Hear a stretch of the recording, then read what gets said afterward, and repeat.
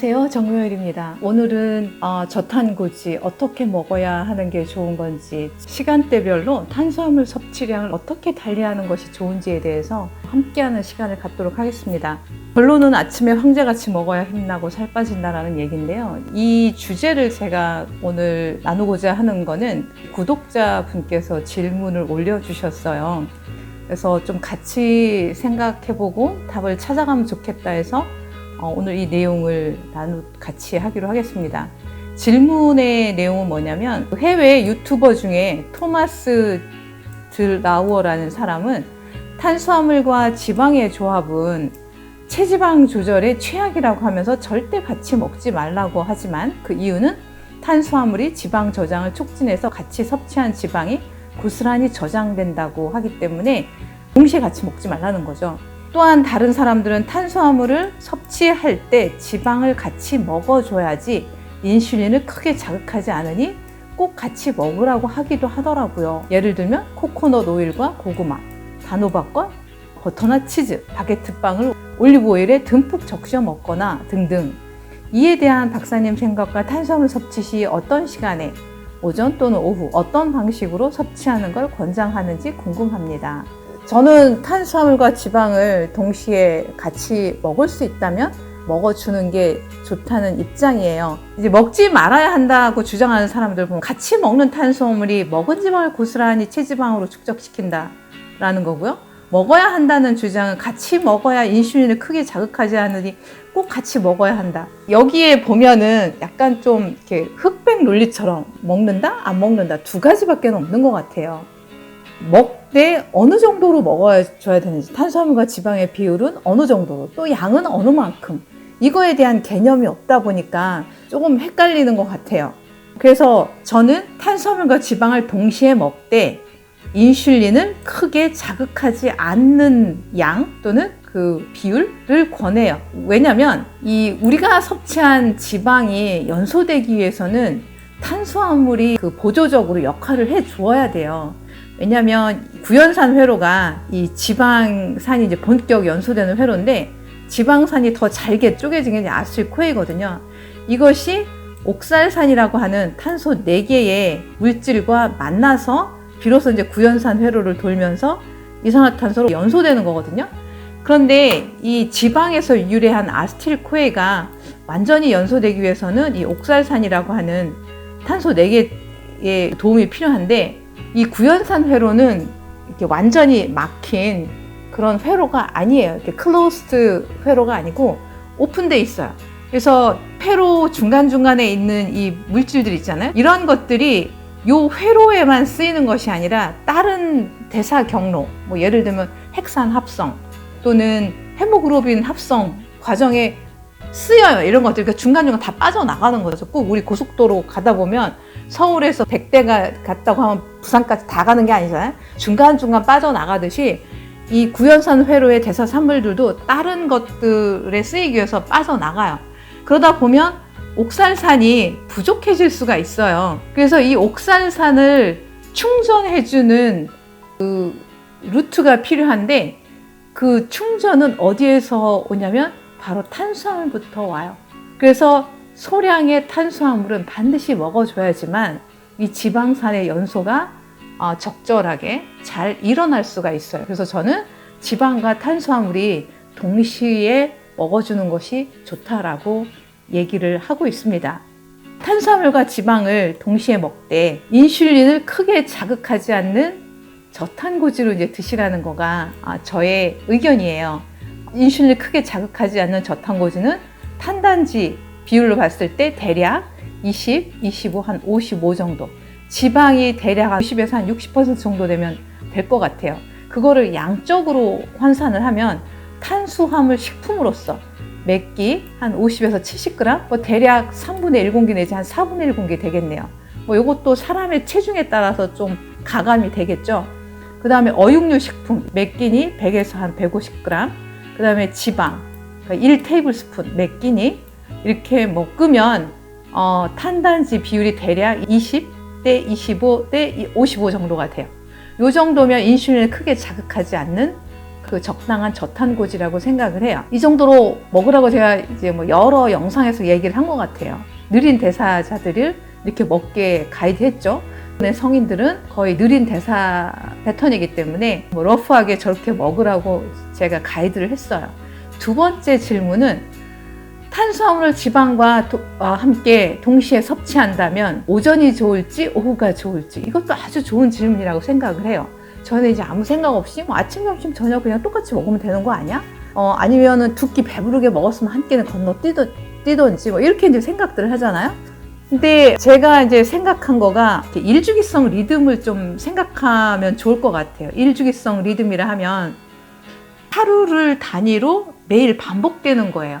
예를 들면 우리 아침에 일어나고 저녁에 자고 뭐 이거 매일 반복되잖아요. 그게 하나의 일주기성 리듬인 거죠. 근데 우리의 생활이 그런 하루를 단위로 해서 매일 반복되는 것처럼 호르몬도 일주기성 리듬이 있어요. 예를 들면 코티솔, 이 호르몬은 기상시에 피크를 치고 점점점 떨어져서 밤에는 완전 바닥을 치죠. 이건 이제 해와 함께 움직인다고 볼 수 있는 거죠. 반대로 멜라토닌은 뭐 수면 호르몬이라고도 하죠. 밤에 최대치에 도달하고 낮에는 최소가 되죠. 이렇게 호르몬들이 일주기성 리듬이 있어요. 낮에 활동하는 호르몬, 밤에 활동하는 호르몬. 그럼 인슐린은 어떨까요? 이게 이제 우리가 아침에 탄수화물을 더 많이 먹어야 될지 저녁에 더 먹어야 될지에 대한 하나의 실마리를 제공하는 것이 되겠죠. 인슐린은 하루 중에 언제 더 많이 잘 분비되냐면 이 2012년에 당뇨병 학회지라고 하는 이제 학술제 발표된 논문에서 답을 찾을 수가 있는데요. 탄수화물 위주의 동일한 식사를 아침, 점심, 저녁에 먹고 인슐린 분비량을 측정을 했어요. 그랬더니 아침에 먹었을 때가 인슐린 분비량이 가장 많고 가장 신속하게 분비가 됐어요. 점심에는 아침보다는 덜하지만 그래도 저녁에 비해서는 인슐린이 더 분비가 됐고 저녁에는 인슐린 분비량이 가장 적었어요. 동일한 식사임에도 불구하고요. 즉 이 얘기는 아침에 인슐린 분비가 제일 많고 저녁에 떨어진다는 거죠. 인슐린도 일주기성 리듬이 있다. 코티솔처럼 이 되겠습니다. 혈당 조절도 보면 아침에가 훨씬 더 유리하죠. 동일한 식사를 먹었을 때 아침에는 빠르게 그 혈당이 감소되죠. 저녁에는 혈당이 훨씬 더 오래 높은 수준을 유지를 해요. 인슐린이 아침에 잘 작동을 한다는 거죠. 아침에 혈당이 훨씬 빠르게 그 정상 수준으로 떨어지는데 이 혈당 어디로 들어갔을까요? 거의 다 이제 근육으로 갔는데 그 이유는 근육과 지방 조직의 대사도 일주기성 리듬이 있어요. 근육은 언제 좀 더 활발하게 일을 할까요?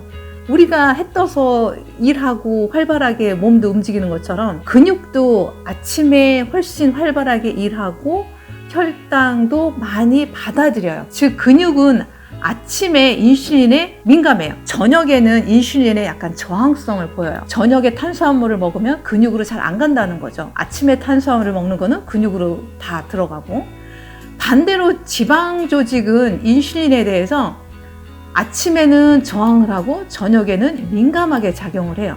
그런데 이 인슐린이 근육에 작용해서 칼로리 에너지가 근육으로 들어가면 근육에서는 칼로리 영양소가 연소가 돼요. 일부 글리코겐으로 저장도 되지만 그것도 공복시를 위해서 일시적으로 저장해 놓는 거지 그게 뭐 지방으로 전환된다던가 근육에서 뭐 지방으로 축적되고 이러지는 않잖아요. 그러니까 어쨌든 우리가 먹은 탄수화물이나 지방이 근육으로 들어갔다는 거는 연소된다는 얘기예요. 반대로 지방 조직으로 칼로리 영양소가 들어간다는 거는 저장을 하기 위한 거예요. 여기서 보면 아침에 근육으로 칼로리가 들어가면 다 연소되는구나. 그래서 에너지로 쓰이기 때문에 힘이 날 수 있겠구나. 반대로 저녁에 칼로리 영양소가 지방으로 가면 그거는 다 지방으로 축적되는구나 라는 거를 이제 알 수가 있겠죠. 그래서 지방 조직으로 칼로리 영양소가 들어가지 않게 하기 위해서 특히 탄수화물이 지방 조직으로 들어가지 않게 하기 위해서는 어떻게 해야 될까요? 저녁에 탄수화물을 먹지 말아야 되죠. 그리고 아침에 탄수화물을 지방과 함께 먹는 것이 좋겠죠. 그래서 결론적으로 아침에 인슐린이 적절히 분비되는 식사를 하는 것이 답인 것 같아요. 탄수화물과 함께 배부르게 충분량 먹는다. 그러면 아침에 인슐린이 분비되고 대부분 먹은 것이 근육으로 들어가서 섭취한 탄수화물과 지방이 함께 힘을 합쳐서 근육에서 지방이 활활 탄다. 근육의 에너지 힘이 왕성해지고 그 힘을 갖고 우리는 낮 동안에 충분한 활동을 할 수가 있는 거죠. 그래서 아침에 황제같이 먹는 게 좋아요. 점심에는 인슐린을 그렇게 많이 분비될 필요는 없는 것 같아요. 점심엔 탄수화물과 함께 적당량, 너무 배부르지 않게 탄수화물 식품 한 50g 정도 먹으면 적당할 것 같아요. 저녁에는 어떻게 먹어야 될까요? 저녁에는 인슐린 분비를 최소화하는 식사를 먹는 게 좋아요. 왜냐하면 저녁에 지방 조직이 인슐린에 민감하기 때문에 먹는 족족 다 지방 조직으로 가서 지방으로 쌓일 수 있기 때문인 거죠. 그래서 저녁에는 고기하고 채소, 지방 위주로 약간만 먹는 것이 우리가 건강하게 살 빠지는 식사 패턴이라고 볼 수 있습니다. 실제 저자세 진행자 메이님이 이렇게 했었거든요. 아침을 정말 배부르게 만족스럽게 먹는 식습관을 유지하면서 어느 순간 살이 빠지기 시작했다 하더라고요. 그리고 몸이 굉장히 건강해지는 느낌을 받았다고 그러더라고요. 우리 인간이 자연의 일부잖아요. 자연의 리듬에 따라서 해 뜰 때 내 몸이 깨어있게 그리고 에너지가 왕성하게 하는 식사를 하고 밤에는 또 잠잠하게 청소하는 그런 식사를 해주면 좋을 것 같아요. 이제 안타깝게도 사실은 지금 농경사회도 아니고 밤에도 환하게 불이 켜져 있어서 그런 생활을 누구나 다 실천하기는 쉽지는 않을 것 같아요.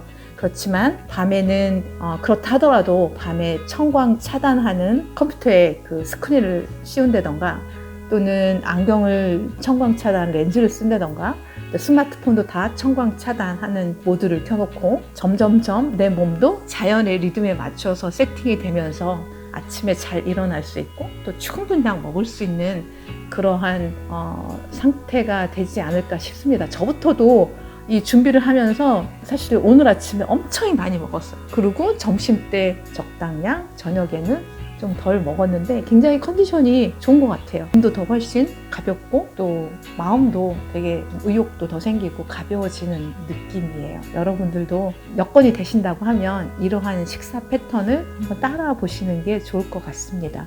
오늘 그 좋은 질문 올려주신 구독자님께 감사하다는 말씀 전하고요. 여러분들이 이런 질문 올려주시면 저도 또 더 공부하게 되고 영상을 시청하시는 분들께도 많은 도움이 될 것 같아요. 우리 함께 만들어가는 저탄고지니까 좋은 질문도 많이 올려주세요. 그럼 또 다음 영상에서 뵙도록 하겠습니다. 감사합니다.